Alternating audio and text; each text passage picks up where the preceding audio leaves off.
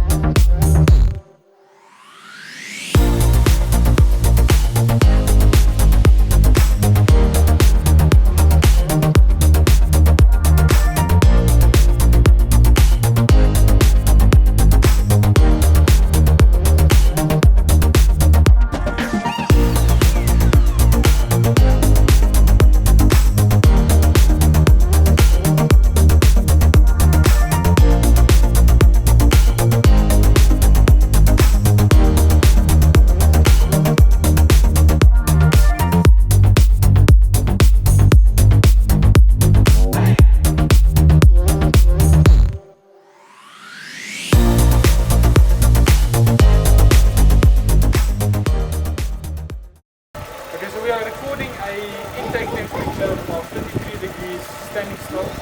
Operating temperature, the fan already came in, so it's the same conditions as the earlier test with the stock intake system. Initially when I started the vehicle this morning and fitted the sensor, I had more or less the same result, but it went up to 48 degrees, 43 sorry.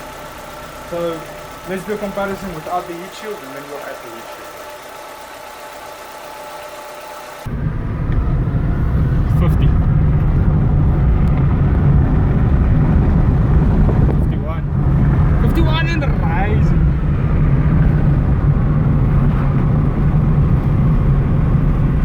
I think this definitively proves this is not a cold air intake. It's more like a what's available in the engine bay intake.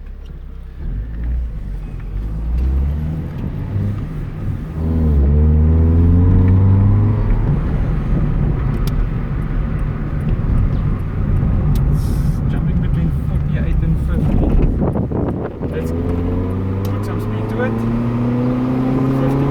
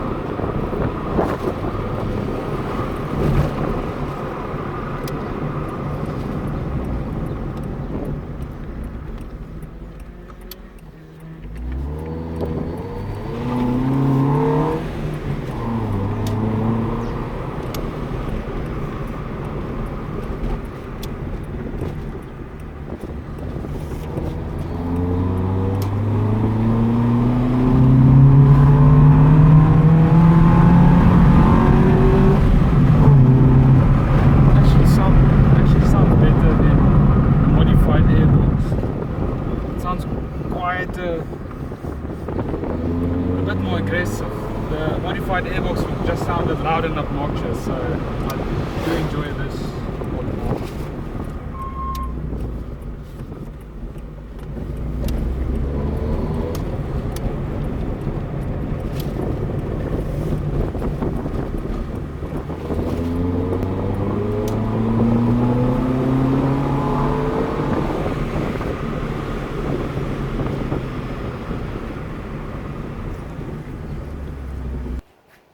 So after the test run, came back and busy removing the induction pipe.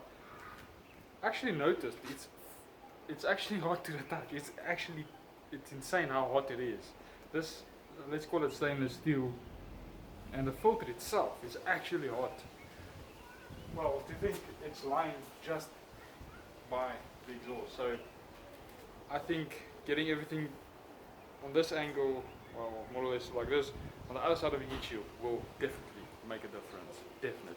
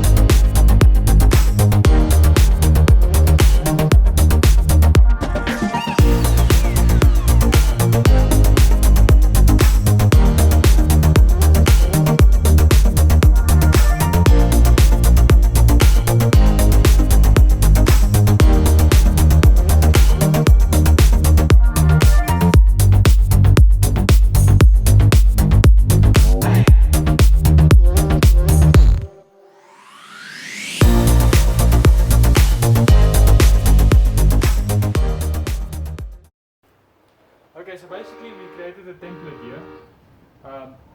Pizza box lid, nice and easy, sweet and simple. Find your location holes to bolt it on before you start. And remember the indent in the bonnet. This might seem high, but there's a big gap from where the bonnet touches the slam tray and the arch of the bonnet. So it might look high, but it is not too high. Then we must not forget the intake air temperature sensor on the stock pipe. We marked out exactly where we want it, and we'll remove it here, make a neat hole there, and squeeze it through. Cool, let's cut the heat shield. Okay, so now let's fit the heat shield and see what's the difference.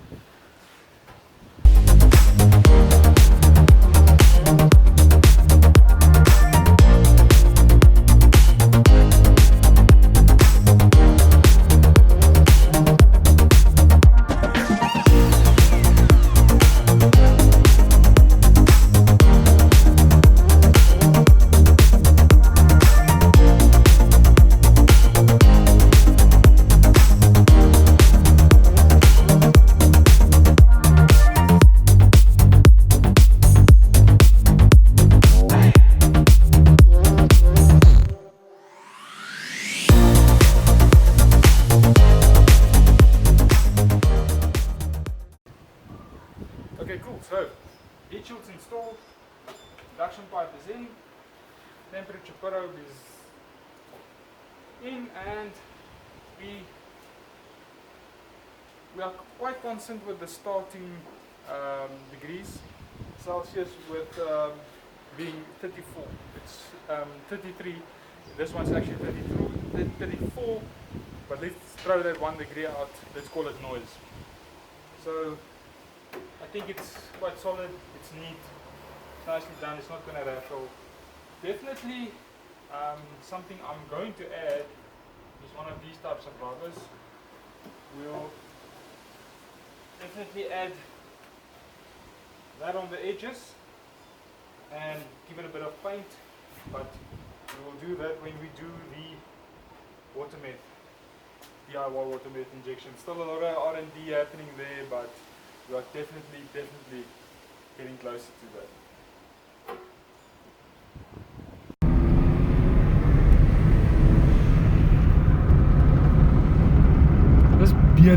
This is better than the stock. 35 degrees Celsius. Stock we were running 40, 41, 42.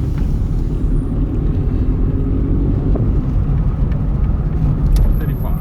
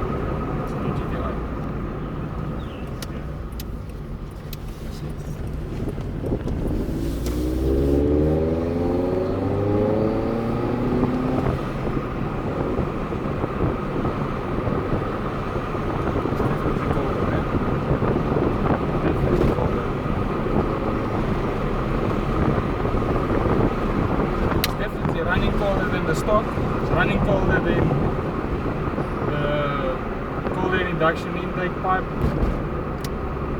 and it sounds better. So it's a win all around.